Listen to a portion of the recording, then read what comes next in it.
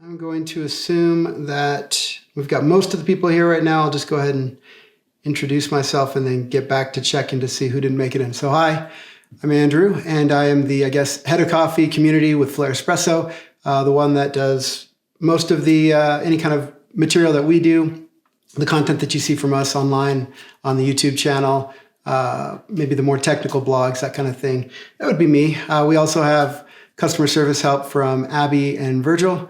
Actually, Abby is leading customer service now. I'm finally getting to the point where I can focus on the education part, and she's taking care of our customer service. So if you write into customer service, you're probably going to speak to Virgil or Abby. I am going to admit another person. There we go. So today's class is generally just to try to help you guys figure out how to brew better manually with our maker. But of course, this stuff is going to work for whatever way that you're brewing your coffee, even if it's not espresso, the basic theories and that sort of thing. The thing that's different, I should say, with espresso manually is temperature mainly and pressure, which you're in control of. Now the temperature is the part that trips a few people up, so we'll cover that in depth in this call, in this Zoom call or whatever you want to call it, meeting. And the pressure is one of those things that you play with, right? With most machines, when you push the button, you're just going to get 9 bars or whatever it was set to, and that's it. You just get whatever comes out at 9 bars. Whereas with the lever, you can modulate that. You can slowly ramp up. You can include a pre-infusion, which is 8 to 10 seconds maybe of soaking the bed of coffee before you actually add pressure and brew. Temperature is something that you can play with. Some of these machines, the expensive ones, come with a PID and they can accurately set temperature to whatever you want, but most machines, budget machines especially, don't. They just on and off, set for a temperature, set for a pressure, which is probably good for a lot of people, right? If you don't have the initiative or the interest to actually take control and have better results and play around and experiment, then maybe for you a push button machine would have been a better idea. But hopefully not. Hopefully you're going to find that brewing manually can be fun. It's exciting. It's fun to experiment and kind of play with flavors and tastes and that sort of thing. And so that's the nice thing is, as inexpensive, I would say, as these machines are, and of course the Pro is $300, but you could even do all this with a Classic, which is $159. As inexpensive as these machines are comparatively to other machines, you have a lot of control. And that's something that you don't generally see on machines until you spend upwards of $1,000, $2,000. So that's kind of the cool thing, the cool factor of our equipment. Let's say, so what I'm going to do is I'm going to run through what I do, and this is just what I'm doing today. Like, I've been brewing with these things for 3 years, and I've adapted and changed and experimented and played and gone different directions. So, if you check with me next week, I might be tweaking something from what you see today. So this isn't gospel. This isn't rules. These are just sort of like guidelines, things that I do that I think work well and probably will for you as well, especially since you're just starting out. Why not adopt, say, what I'm doing, see how that works for you, and then start playing. So I'm going to go ahead and run through that first, and then afterwards, I'm just going to see kind of like where you guys are coming from. And speaking of where you're coming from, I have a poll. If you haven't already, looks like most of you already are getting on it. Sweet. So 14 of you have the Pro. Let's see, one of you has the, oh no, sorry, where am I going? I'm on the wrong one. But I was looking to see where your experience, yeah, well, 14 of you have the Pro, 4 of you have the Signature, and nobody has a Classic, which is helpful, so I don't have to really refer to not having a gauge today. And then it looks like most of you guys, this is your first experience, or you have experience with them. A couple of you, one of you do, and then 3 of you are home baristas. Awesome. So the majority of you are coming from like little to no experience brewing at home. I'm sure COVID and other circumstances have kind of pushed you in the direction of having to do this at home to enjoy your lattes, your cappuccinos, your espressos at home. And so that's kind of what this goal of this class is, to just make sure that if that's who most of you are today, I want to make sure I get you the information you need. And of course, those of you that are home baristas and have more experience, you can ask me more poignant questions, more high-level stuff after I get into this. So one more person to let in. So first things first, right? As I mentioned before, the 2 things that you're in control of more than anything else is temperature and pressure. The temperature is that thing that trips up a lot of people. If you have already had a few shots and you're like, oh, this is a little bit sour. It may not be sour. It might just be acidity. It could be sour too. And the sour just means typically that you're under extracting some way, somehow. And it's probably temperature. If you really know the difference, the distinction between acidity, the good thing that we enjoy in our coffees, especially coffees, and sour, the bad thing, which means under extraction, then it's probably just not getting things up to temperature enough. So I would recommend, now if you have the Pro, you have a preheat cap. And this is more of a convenience factor and just to make sure you have something to do it with. But honestly, most of us never use a preheat cap for preheating. The main reason is it's a lot of waste of water. You'd have to really fill and dump probably 3 times this after letting it sit for 30, 40 seconds if you want to go after a light roast or a medium roast that requires more heat, more energy. Darker roast, you can get away with maybe 1 fill and dump preheat, and that's kind of why we put it in the manual, just make it simple, and it's impossible to really know where you're coming from, what coffee you're using, but we recommend other ways to do it. Now, if you have a signature, by the way, and you're really down to use a preheat cap, we're working on one, but in the meantime, there's these little food huggers, is one brand that makes these, and you can actually slap that on the bottom of your cylinder while we get you a preheat cap, which again, I don't recommend using because it's just not really conducive to getting the temperatures up to where you need. Plus, it's kind of a waste of water. We like to bill ourselves as eco-friendly, and unfortunately, you're going to fill and dump a few times to get up to enough temperature when you're using a preheat cap, whereas what I'm about to show you doesn't waste any water at all, and that's the beauty of it. And it also doesn't take any of your time. So that's kind of the clutch there. Plus, I personally use water that is reverse osmosis and remineralized, and I suggest you pay more attention to your water as well. And when you do that, when you're actually rolling your own water or creating water, and especially for brewing, it feels like a big waste of water to use that water for preheat. And so then it complicates things to do it that way. So let me show you what I do. Turn on my kettle over here and get that thing. It doesn't always register my finger. There it is. So this is a silicone funnel. It's on Amazon. I can give you the link later. It's food safe, BPA free, and good to 400 and something degrees. So obviously well within our operating temperatures. The nice thing about this is just about any kettle, and this thing is huge. It's 4.5. So whatever kettle you have, you just put it on and then just fold it down until it gets out of your way. And the nice thing there is I can put my cylinder in there and it's preheating while I'm doing other things. So I get up, I turn on my kettle, I preheat my cylinder while I wake up, walk around, do whatever, and maybe start prepping my basket. Now, if you have the Pro, and a lot of you do, I would also recommend that you probably preheat this as well, especially if you're doing a light roast. And so what you could do is you could place it in there and then like that. Or you can kind of balance it on top so it's easy to remove later when you're ready to prep it. So I'm going to go ahead and keep it off for now so I can go ahead and prep. Keep in mind, if you are going to preheat that, do make sure before you use it, you don't have any moisture or water going on there.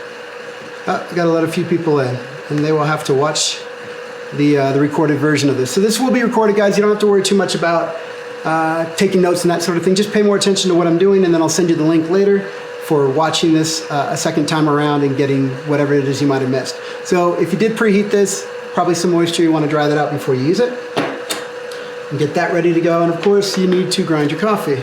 So I'm going to do that. I'm going to use the Royal. That's our grinder, and I can talk you through, what are some of the other grinders out there that are useful.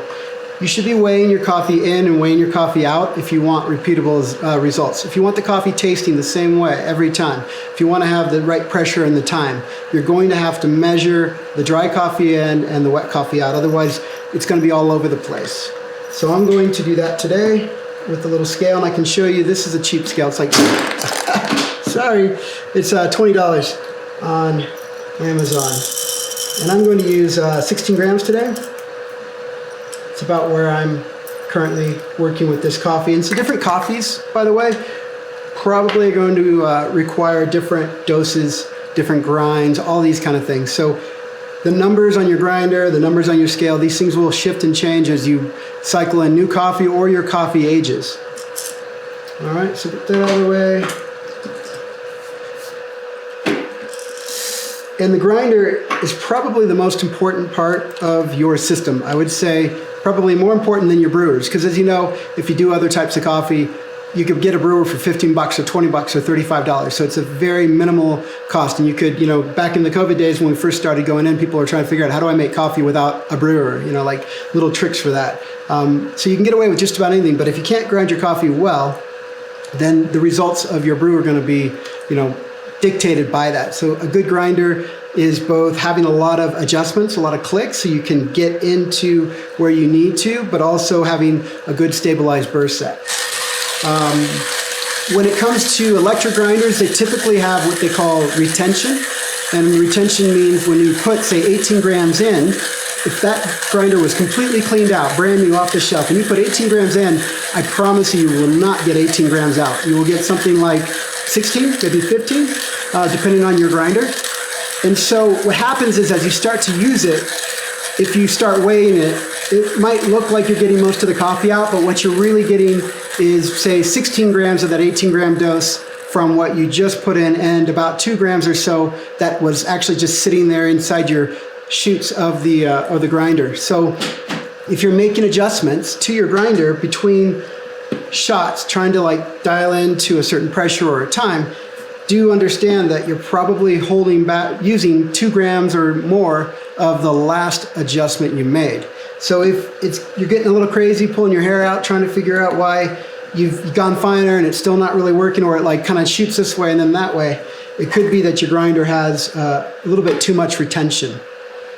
If you're using a blade grinder, God help you, please don't. Blade grinders are impossible to get the right grind setting over and over again, for one, because it's all about how long you press and hold that button and it's cutting, but it's also creating a lot of small particles, a lot of dust, and a lot of big particles in there too, and you're just getting this mess of a brew.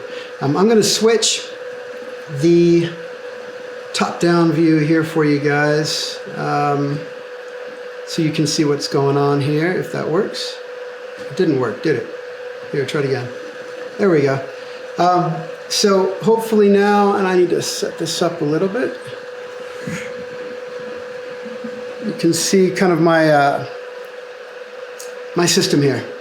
And the important part about once you've ground the coffee and you get it in your basket, you want to have an even distribution of the coffee. You don't want it piling up over here or piling up over there. You don't want to see big clumps and things like that. If you have clumps going on, it just means that you've probably got more coffee, more density locked into certain parts of your basket. So the best way to break that up and evenly distribute it is give it some shakes in this direction, maybe some shakes in that direction with the funnel on, until you see the coffee looking like it's pretty flat across.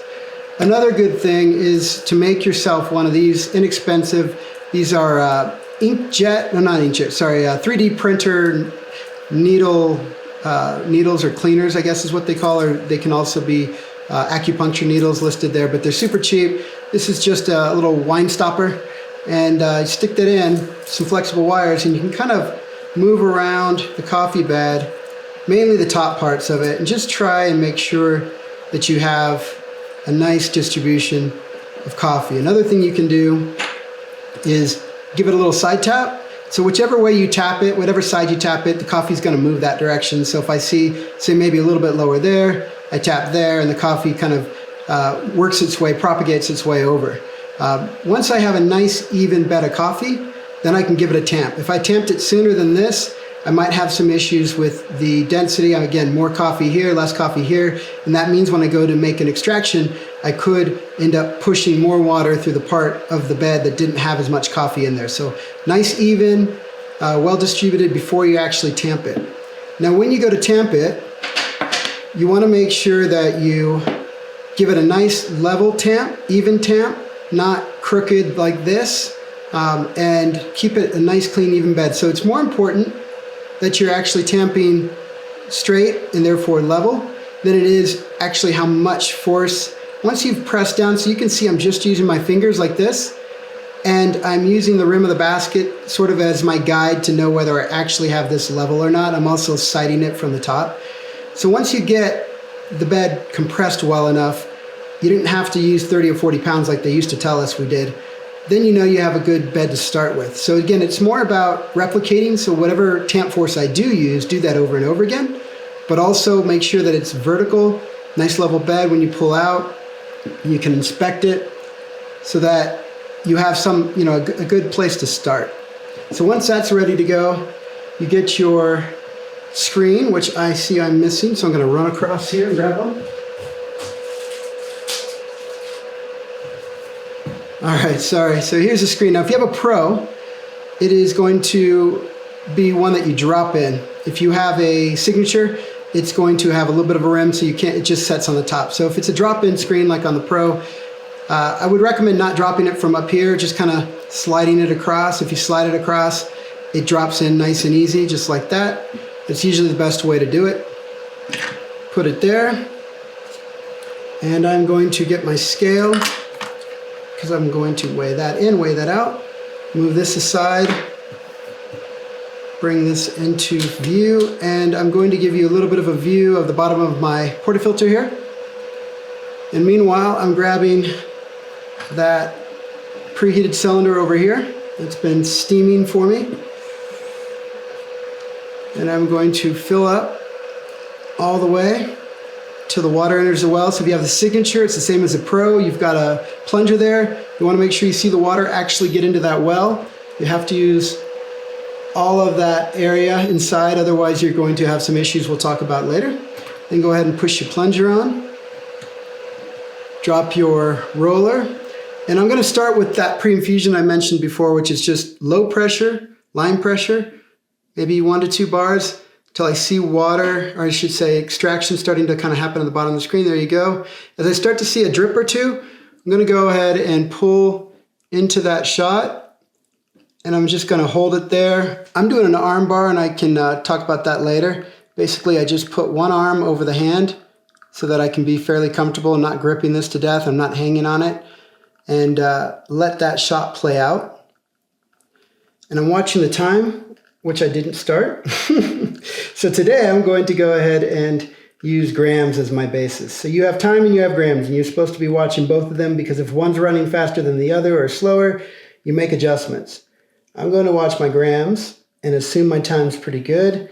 And I'm going to stop my shot at about 2 times the dry weight. So I put 16 in, I'm going to stop at about 32. And as I get there, I'm going to slowly let up on the lever, not too hard, not too fast. And there's my shot.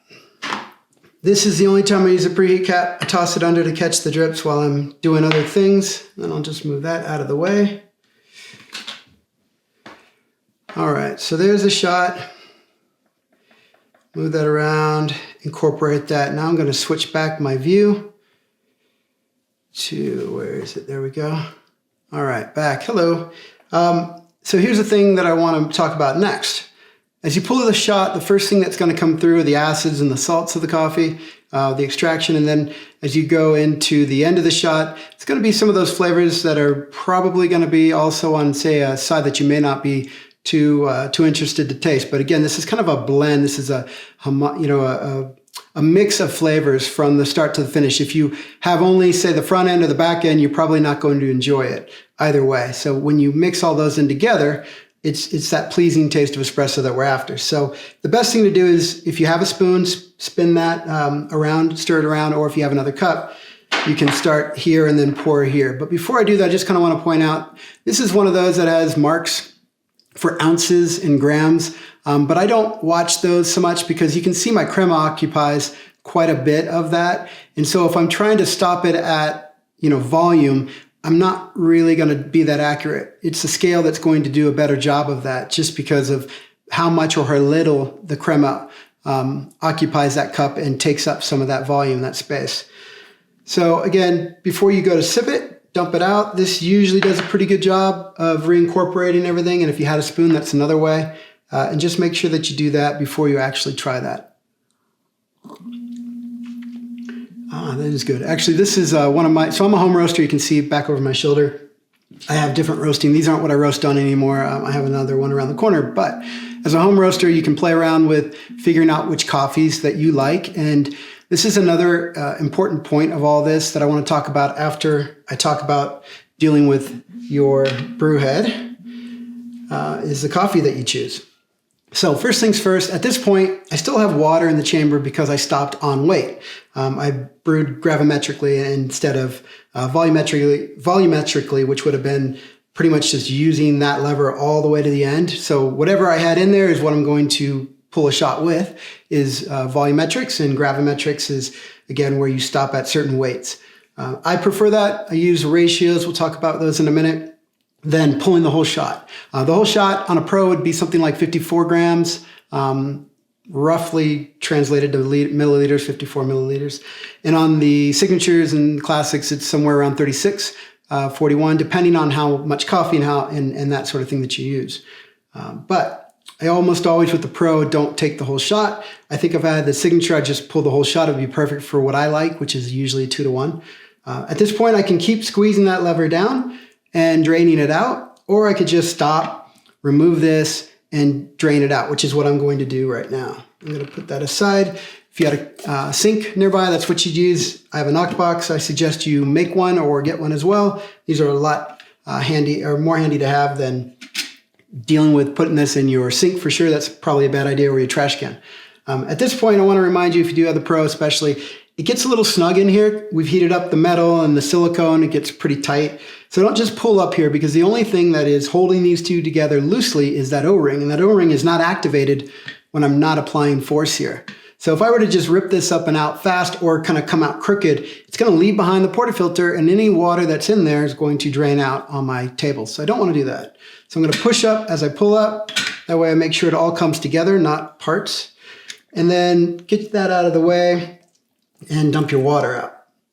Now, if I am brewing for another person in the household and I only have one brew head, one portafilter, then I'm going to try to keep this moving along fast. Pull that shot, set it aside, pull this apart, drain it, get it ready to go for another shot. I'm not going to run this under cold water, because it is kind of hot to deal with, right? So you want to hold on to the silicone, that kind of thing. And you just kind of twist and pull as you do that. And keep in mind, if you do low dose, like I do, lower dose, I should say, it's going to leave water above there. So you want to make sure that you're turning it sideways and letting it drain out as you take those two apart. If you pull up like this, it might kind of splash on you. So I have that screen down there. What I like to do is I just kind of push on one side until it tilts up, get that out of the way, and knock it out. And I forget that water is always in there and it makes a splash. If you're going to pull another shot real quick, again, I don't want to lose any of the temperature I have in here. So I'm going to use like a towel, dry towel, paper towel, whatever. I'm just going to quickly get out, any of the coffee that's sitting in there, so that I can quickly load that with the coffee I would have already had ground up and ready to go for the next shot. And again, the idea there is, once you've got all this up to temperature, we don't want to lose that temperature. We don't want to dilly-dally. We don't want to run it under temperature, cold water. So that's, what I would have done if I had another person I wanted to pull another shot for. Now, I probably would just buy another portafilter. I'm not just saying that to sell you more stuff. I'm just saying it'd be easier if I had another portafilter. It was all ready to go. Coffee was loaded. I prepped those baskets together, and I just literally swap one in for the old one. So that's, the easiest way that way. The other point I didn't mention is it's hot and you've got your plunger down low. And you don't want that down there to start, otherwise you'll never have a shot, because I'm only going to fill a little bit of water in there, and that's not going to do me any good. Your dose cup is how you get that back up. Just place it on the counter in your hand, push it back to the top. You don't have to touch anything hot, and it gets ready to go. So that's what I would have done. And then just, poured the hot water back in. I would have had this going the whole time. And then I would have just pulled another shot. Now, if I was quick enough and say I wasn't really light roast, I could probably do this without having to preheat a second time around, especially dark roast, even a medium roast. If I'm quick, I can just move those through.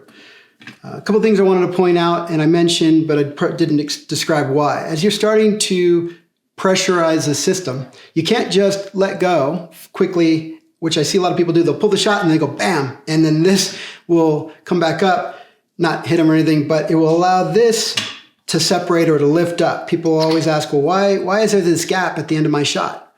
And that's because you've pressurized the system that is only held together by these O-rings that are only going to be gripping when you're actively pressing on that lever in force. So as you get to the end of your shot, make sure you watch the needle ramp down back to 0 before you let up. Slow ramps in, slow ramps out is the safest way to brew and also the best way to brew, I think. Don't just let off at the end there.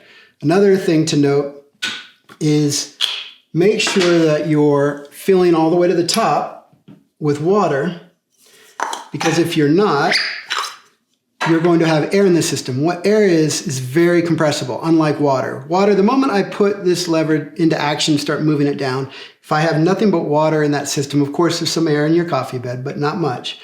So the moment I start to do that, the needle will start to move, pressure will start to build. If you have air, what's actually going to happen is you're going to sit there and compress that air, compress that air, compress that air until it can't be compressed anymore. And then you're going to start building pressure. So it's not good for your extraction, for brewing. And it's also not good for the system, because once you let go of that lever, even if you go slowly, it's going to rebound because that air has to decompress, right? And so if you have air in the system, things are going to pop off, pop around, and you're going to probably spill some water on your counter. If you want to brew volumetrically, that is, just use all the water that's in your cylinder, then you can set your plunger further down inside. You're just reducing the volume. Through some trial and error, you'll figure out how much water you need to have in the system to pull 50 or 40, whatever grams out that you want. It's going to be a little bit, but I would say start with maybe 9 millimeters down if you want to pull 42, 43 gram shot, that kind of thing. And then you can fill this all the way to the well, and it's still just water and not air in the system. Let's see, I'm going to talk about a few more things that come up. So I don't brew, use this with the bolt. And if you're only going to use this at home, perfect. Just put the bolt in, tighten it down, go. But if you're going to go back and forth or stow this into the case, I wouldn't recommend the bolt. You can strip things out from in and out, getting it cross-threaded. It becomes a hassle just to get in there and do this every time you want to brew. As you can see, I was perfectly stable, level, and had no problems brewing. It was designed to be used without, because you can see you can't pitch it out. It's got kind of a hook that's designed to grab the base. So it's perfectly safe and good to use without the bolt. And I do recommend it if you're going to travel a lot, like I used to do before COVID. So that way you don't have to like set it up and use that bolt and that kind of thing. Leaks, pressures. So sometimes folks think that they're losing pressure in the system and they believe it must be an O-ring.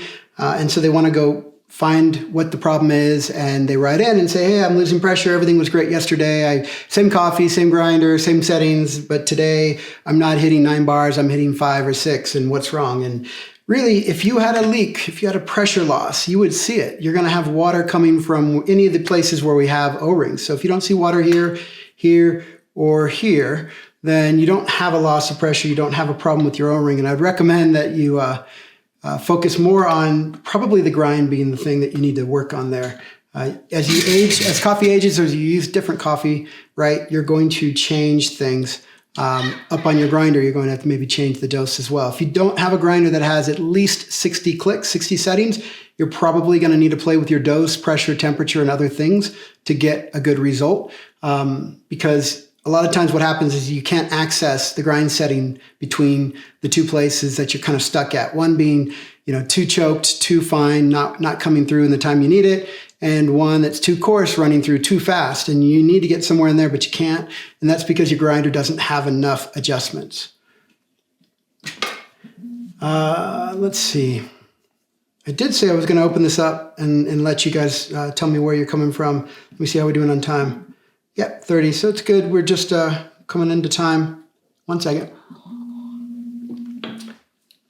I'll say a few more things, and then I'm just going to ask you guys where you're coming from, what you need, that kind of thing, so we can get more value here out of this session.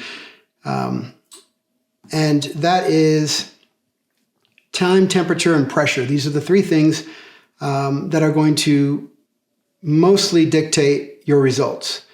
And that is saying, like, if you don't have the temperature going into this, if you don't have the brew head up to temperature, if you're not using water as hot as you can, if you're not getting straight into the brew, not dilly-dallying, wasting time, having conversations, like you might preheat your brew head and then you set it down. You think, okay, I'm done. I'm ready for that. And then I'm just going to go over here and I'm going to grind and I'm going to make, prep my basket. Meanwhile, this is cooling down on you while you're doing something else.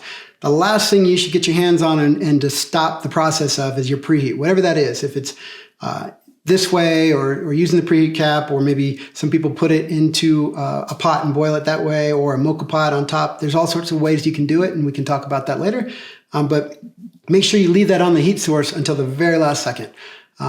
Temperature, I would just say for now, go ahead and use water off boil. It's generally not going to have a bad adverse effect on your brew, but it's going to ensure that you have enough thermal energy going in to that extraction to have a good result.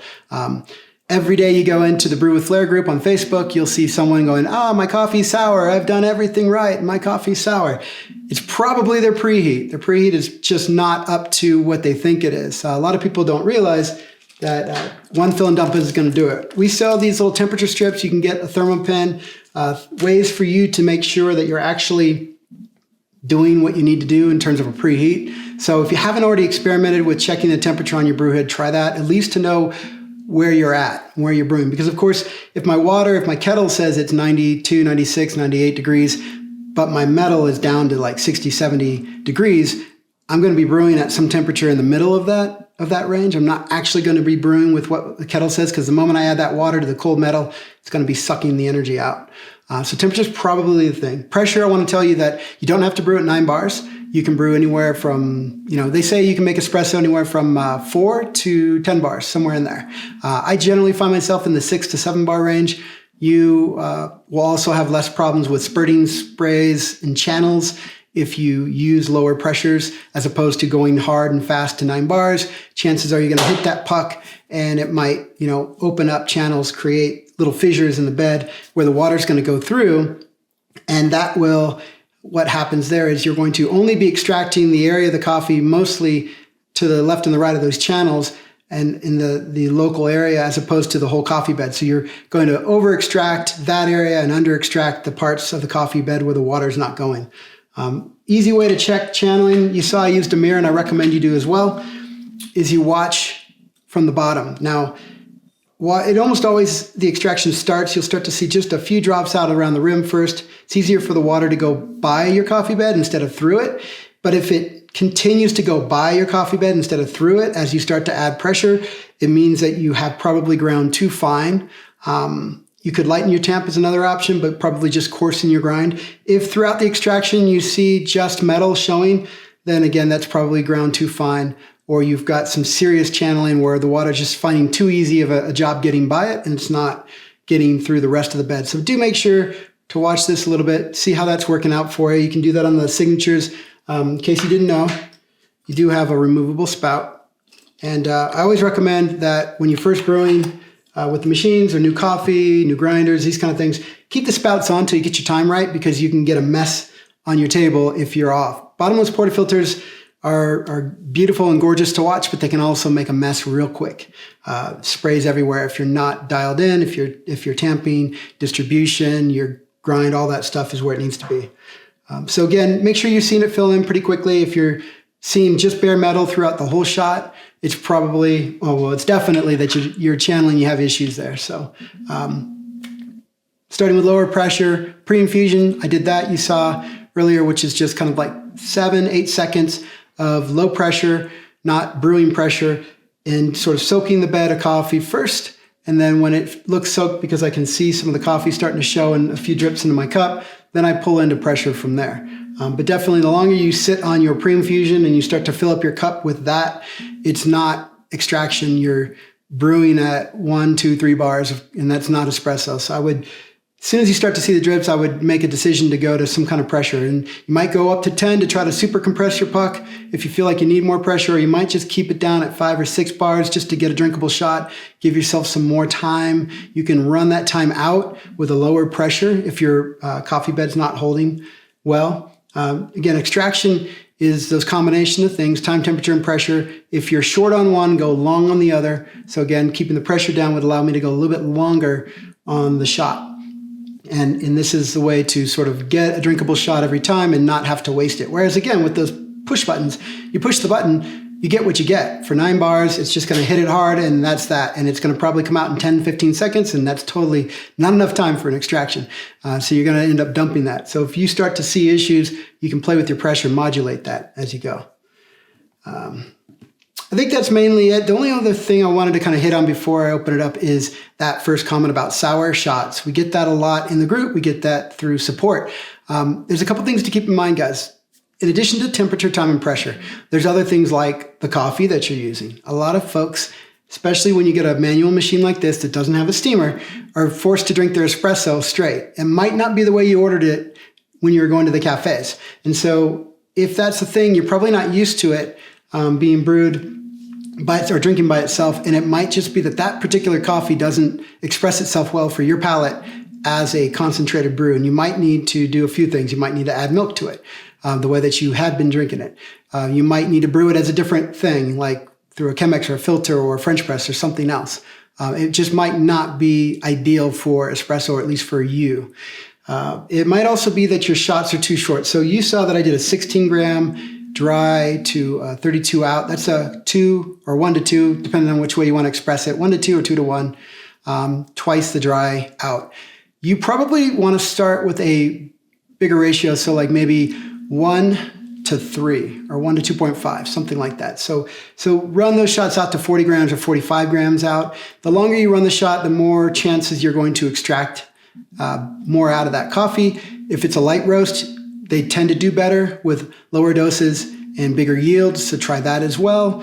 If you're banging your head against the wall and you know you've had that coffee at another coffee shop and it's worked well for you as a straight espresso and you can't figure it out, it's probably the temperature. So again, try water off boil, boil the cylinder, boil the portafilter, use water off boiling. Once you get all the temperature up to that and it still tastes sour to you, it's probably just the acidity that you're not happy with that coffee has. So again, don't assume that it's the machine or that you're going to find a way to like that coffee as espresso.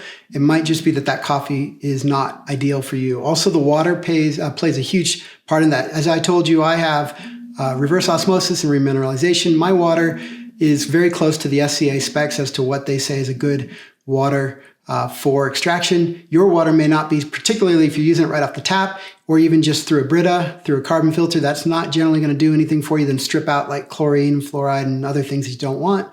You might need to find out what the roastery or the cafe is using for their water. You might try to get some water from them in a water bottle and go home and try that. You can try Crystal Geyser is one, I think, that's off the shelf that's in the range or close enough. There's some mineral waters, spring waters that are typically good like that. You can make your own water. Third Wave Water makes these little packets.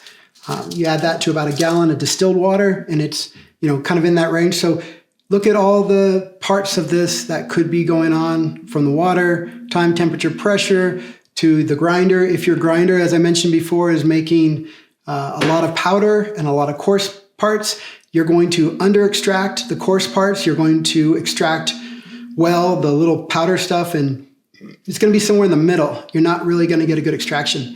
You want to have a grinder that's going to give you more of a target range that you're looking for. So the grinder, if you only have a few clicks, or if you know that you can kind of move that burr and it kind of wobbles a little bit, some of these cheaper hand grinders are that problem, then it could be the grinder as well.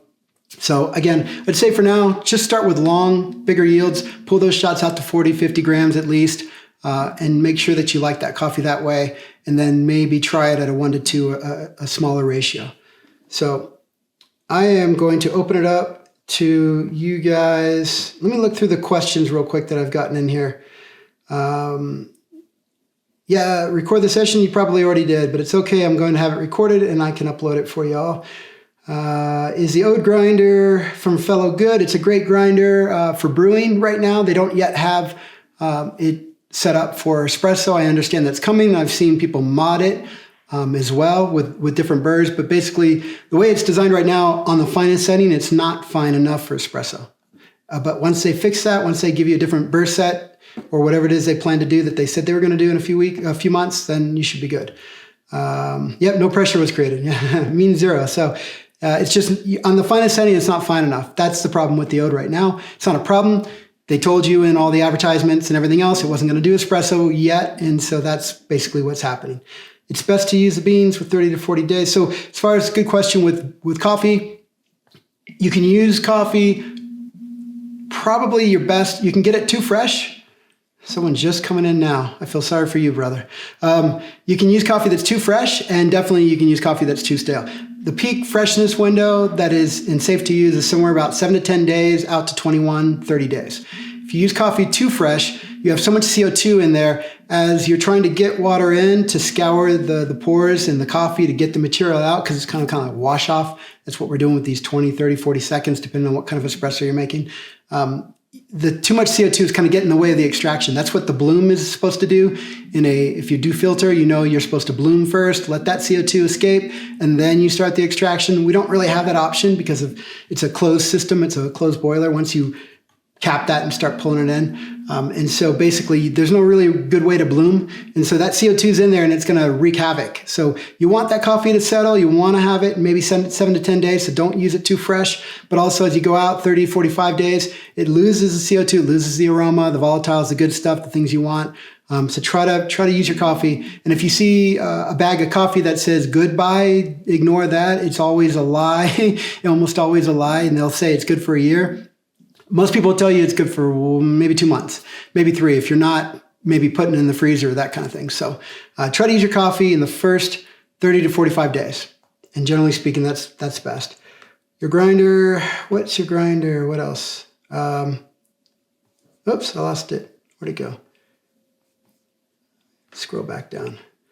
Why not preheat the portafilter? I didn't do it this time because I was just trying to move the class along, but I do generally preheat my portafilter as I showed earlier in the class, and you can see it if you showed up late, how I recommend it.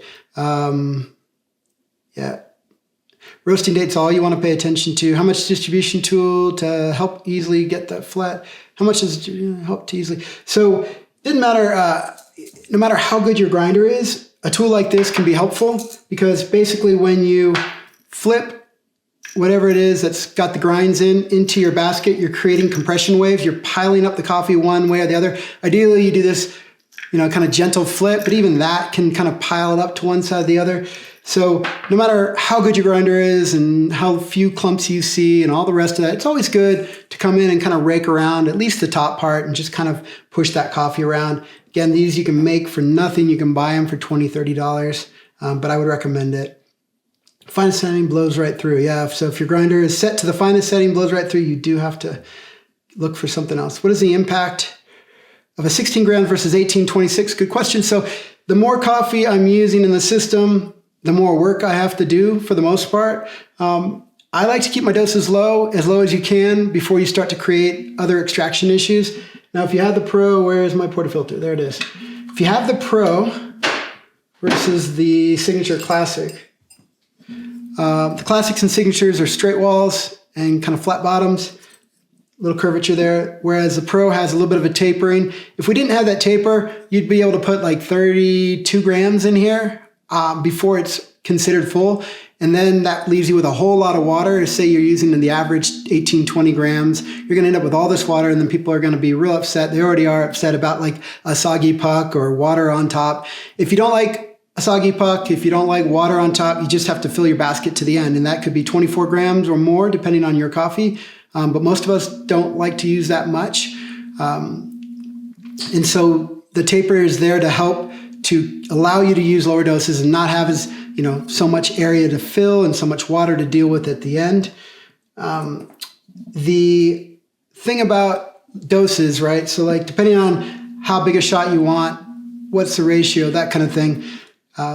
1 to 2 is considered about normal. And also that's a good point too. If you, in the old days when you walked into a coffee shop, maybe still now, you would go in and say, I want a single or a double. We don't use those terms so much anymore, especially coffee doesn't.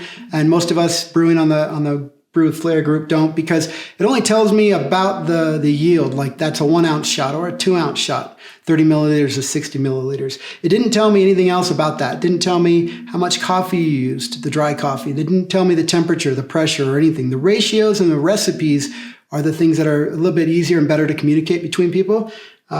Using more water generally through that coffee bed will extract more. So there's a point where maybe you're going to extract too much by pushing too much water through that coffee bed. So it's kind of a balance. And that's why the ratios are helpful to use, because you can almost scale that up. If I use, say, a 16 or a 20 gram, if I want roughly the same type of flavors and tastes, I can scale that up using the ratio to figure out how much to pull through. The more that you use, the more work that you have to do. The other thing to keep in mind is, whereas on a normal commercial machine, those portafilters have baskets that you can rip out and replace. And so generally speaking, you'll replace those baskets as you choose a bigger dose or a lesser dose. And there's different things going on in the geometry of the baskets.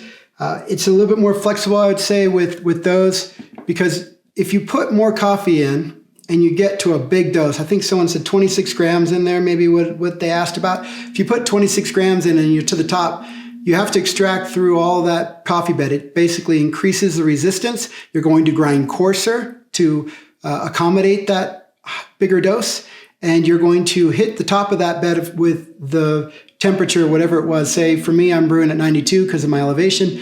I start with 92 down here. By the time the water gets down here, it's already pulled material out, so it doesn't have as much availability, to basically pull out. The solvent itself is limited by how much material it can pull out. And so by the time the water gets to the bottom of it, it's not going to be extracting the bottom as much as it's going to be extracting the top that way. So I like to keep my doses lower. I feel like you get better extraction, more even extraction, because of the way that the water has to pull through the material and the way that it starts hot here and cools off as it gets down to here.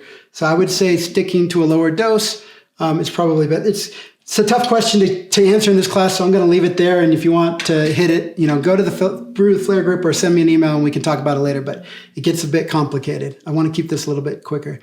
Can you break the pressure gauge without ever seeing go beyond 1 to 2 bars? I have rinsed the bottom of it really quick to get the coffee out, but I can see it to show any pressure at all, even there's not enough pressure. Can you send an email? Because that sounds like something we need to look into a little bit more. Can you break the pressure? Generally speaking, can you break the pressure without seeing it go beyond 1 or 2? These things are sensitive. If I knock it hard or drop it, dump it, I can break it. And generally what happens is that needle sits up here somewhere and it doesn't move off of that when there's no pressure in the system. So yes, you can break it, but if you're not getting pressure, it's probably your grinder. As a couple people already commented, there's a possibility that you're not grinding fine enough to create the resistance in the coffee bed to build the pressure in the system for that to tell you that you're brewing with pressure. So if everything's good, like temperature time and everything, and you're getting a good drinkable shot, but that's not showing you pressure, then yeah, it's probably broken. And like I said, email us and we'll get you set up. But generally speaking, if it's not leaking somewhere, it should move. The only other thing to point out is take a look at your needle. There's a little pin rest where that needle's supposed to sit on. If that needle somehow jumped to the wrong side of that pin rest, it's not going to go anywhere. So that's the only thing that every once in a while we see.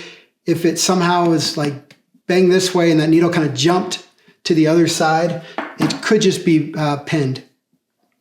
No matter how fine or coarse, I can't get pressure in the gauge. Yeah, send us an email. This is something that we'll have to troubleshoot with you. I'm not sure. Can you put links in the hand grinder and the silicone? The hand grinder is ours. It's Royal. So if you go to our website and the link to this, send me an email, or I just posted actually that exact thing into the Brew with Flair group on Facebook. So go there. You'll see links to great grinders and hacks like that. But you could also send me an email. What's the 80-20 to speed? What's the 80-20 to speed up my process? I brew for more than 2 people with the signature. Maybe getting additional portafilters will always make that easier, because again, once you get everything up to temperature like the cylinder, you can just swap in the portafilters. And the nice thing about the signature is a classic. There's actually not as much thermal mass in there. It's plastic, which is more of a isolator. It doesn't remove heat from the system, and it's a thinner metal versus like our machined portafilter on the Pro, so you can pretty much not worry about preheating this, just swap in the portafilters. Also do things like this, little hacks like that, get everything ready to go so you're just moving things through. Anybody else I missed in here? What's the impact of, just to confirm, Pro, which side of the filter? So good question. People ask that question all the time. Scott didn't clean this off. On the signatures and the Pros, you'll see that if you flip one side over, you've got what looks like bigger holes and then smaller holes. It's just the manufacturing process. They pretty much kind of dig out one side and pierce the other. That's all that is. As far as which side up, it's kind of up to you. Most of it, from what I've been told by people that know more about hydrodynamics and physics and laminar flow, is what you get here. You're not creating turbulence and issues like that. So really shouldn't matter too much. What I have noticed is if you have the small side up and you pour water in, generally speaking, without adding any force to the lever, water doesn't tend to come through. It's kind of like just a really small airlock or something. So the water sits on top of the screen until I actually add force. I kind of like that idea, as opposed to flipping it up and having the bigger holes here and water's kind of trickling in while I'm still filling it up and before I've had a chance to pull.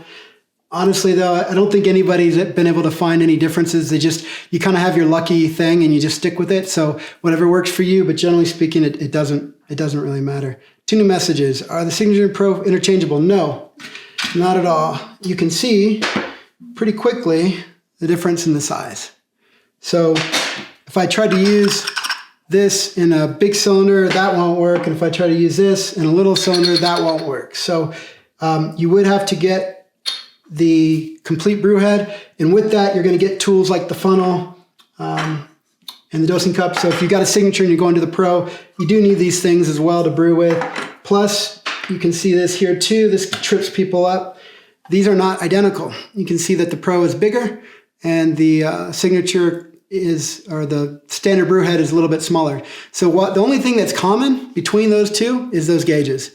And if you've got to replace all of them, we have a deal for that. It's I think $149. You get the full upgrade kit. You're not going to save any money, even if you tried to piece it out and not add the gauge to the set. So we set it up so that you can get the whole set and you get what you need to brew. I'm assuming that's where that question was going. I preheat the reservoir using my kettle and funnel up to 80 degrees. What is the effect if I preheat higher? Well, if you heat that to 80 and you're using water that's at 90, you're going to brew at probably 85. It's not a 1-to-1 exactly, but it's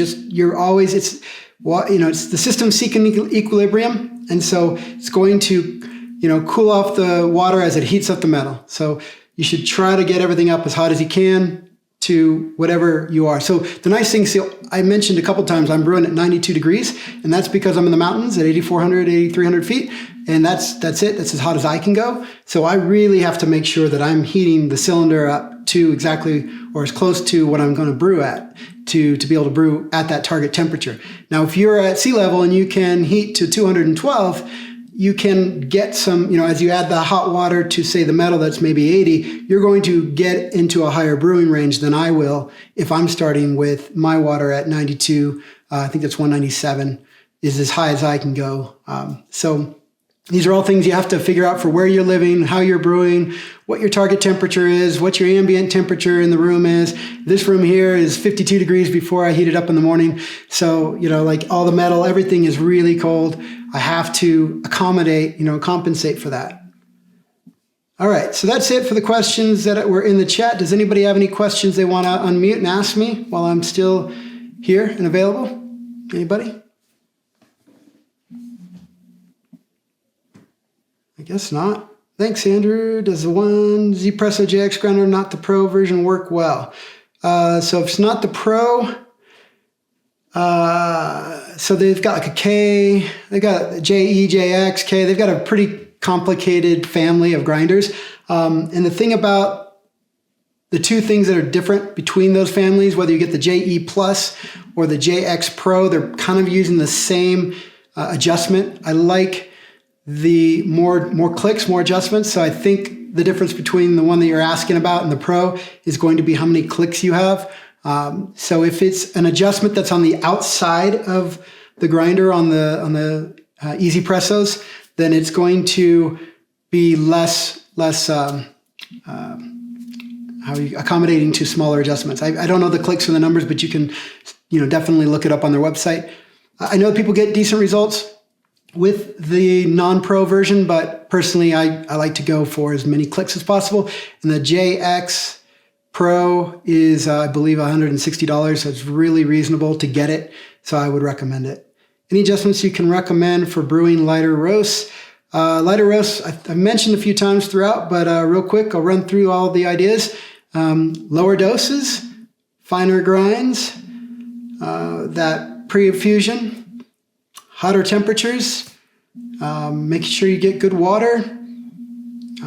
These are all kind of the things to do with a lighter coffee. And again, keep in mind, until you've had that coffee at a cafe or a roastery and they've dialed it in and brewed it the way that they think it's meant to be, and you like that, don't assume that you're going to like whatever this coffee is that you're struggling with. It just might not work for you. You might need a different coffee.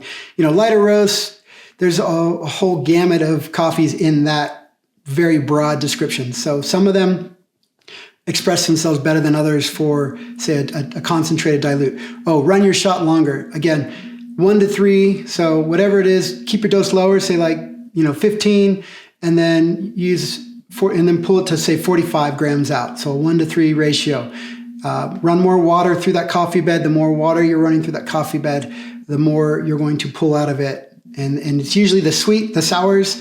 The sour and the salty is that first part, remember? The sweet is kind of the middle, and the bitter, acrid, dry flavors come ashy at the end. So if that's a light roast, run it all the way through until you start to get into a place where it starts to add flavors you don't want. Wasted a good bag of medium roast.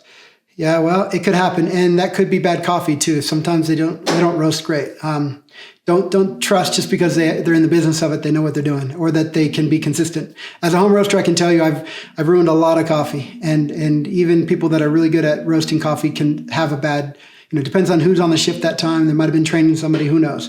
When it comes to coffee and dialing in for the first few times, use cheap store-bought coffee that's fresh for a while until you figure out times, things like that, and then start bringing in good quality coffee, because you could buy a $6 bag of coffee and get dialed in with that, or you could buy a $20 bag of coffee, $15 bag of coffee and get dialed in with that and end up wasting a lot of coffee, and it hurts. It hurts, especially because you know what people put into the specialty coffee versus that. All right, I think that's it, guys. Any recommendation? Is there a distribution tool that you can spin to get a flat bed? All right, so that person's asking about a leveler. It's not a distribution tool so much as it's a leveler. This is a wedge shape. You can get other ones that have 3 or 4 leaves. Generally speaking, these things are only affecting the top few, 8, 9, 10 millimeters, depending on where you have it set. So these can be set for different heights. These are generally only affecting the part of the coffee that is that depth. So in terms of getting a good distribution, they're not doing much. It looks really nice. They're fun to play with. They're unnecessary, in my opinion. You don't need them for a good extraction. This is a press tamper. These are really nice tools. I don't use them because I need to. I use them, if anything, because they're fun and they look nice. You feel like a dentist or a doctor or a carpenter or somebody using good tools. Again, something like this is your best first bet, and that's generally all you ever need. Would you mind saying again where you find the link to the products and recommend? Brew with Flair, it's in the poll. If you didn't notice, I launched another poll. It's kind of an exit, and you'll see that there's a group there. Brew with Flair on Facebook is where we've posted all that. You can, if you don't do Facebook, that's fine. Send us an email. We'll get you that. Would you mind saying again where we can find? And then the other thing you can look at is these. There's probably 100 or more of these sets. What I'm looking for is this really stout, wide bottom. It creates this nice thick shelf. It takes the weight of the cylinder really well. So just find one online that's 4.5 across, has this nice big opening and a shelf. They pretty much, if it looks like this, because most of them don't, most of them look like this. You can see the difference in the tips. So this is the one you want. This you'll have to cut somewhere. This I didn't have to modify or cut. And it works really well for any kettle. What is more exciting for you about the home espresso scene that the general public may not know? Nice. What is more exciting for you about the home espresso scene?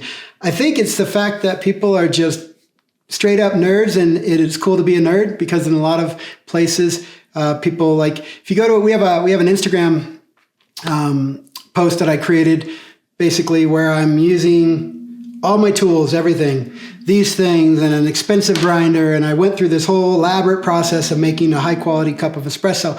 And it blew up. We've got maybe 3 million views right now, I think. 3 million reach or 2 million, I don't know. Once I hit 1 million, I got excited and I'm over it. But most of that is from people that are watching what I'm doing and going, "Are you crazy? That's crazy. Who would do that? I could have had this and this and that in that short," whatever it was. It didn't take more than 2 minutes, I think, 2.5 minutes to do the espresso. But for the average person, they're just like, who would do that? Who would spend that time? So it's cool that we can all hang out in this Brew with Flair group and everybody's like getting nerdy about it. And it's cool to be nerdy. It's cool to care. It's cool to brew intentionally. I guess that might be the thing that maybe people generally know is that everybody's got their thing, right? Everybody, I don't even know if anyone's here, if I'm just talking to myself, but everybody's got their thing that they spend time with, they put time into, and this is ours or this is mine. It could be yours if it's not yet. For some people, they're just binge watching TV, or some people I don't know, maybe you're a crocheter, or maybe you're work with wood or whatever it is. But the kind of stuff that you do and the things that you get into and the time you spend on that and the focus and the intentionality to someone else, maybe like, yeah, that's kind of cool, but like, who's got time for that? Well, they have time to watch TV. They have time to do that. And it's kind of like where you put your time in, where you put your focus and your interests. So it's kind of funny to see how, like that Instagram post in particular, like so much attention came to it because people are just trying to wrap their heads around who would do that? Who would, why would you use a manual machine when you can push a button? Or, some of these machines, you can push a button and it will grind, move the coffee across and brew it for you. Like, why wouldn't everybody want to do that? I don't know. You tell me. All right. I think that's it, guys. I don't see any other questions. So thanks again for your time. Happy Sunday to you all. Hope you enjoyed this class. If you need more information, you can send it to us service. You can find us in the Brew with Flair group. I've got at least 2 of these publicly viewable already on the YouTube channel, on Flair Espresso YouTube channel. So you can watch those. If you get into the group, you'll see I usually post these at the end of that and put them there. So you can probably watch a catalog of maybe 12 of these.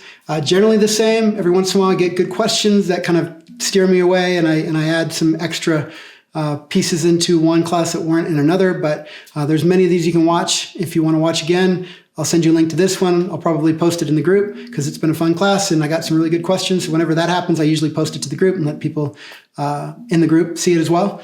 So yeah, thanks guys for joining me today. And again, have a good weekend. We'll see you later. Bye.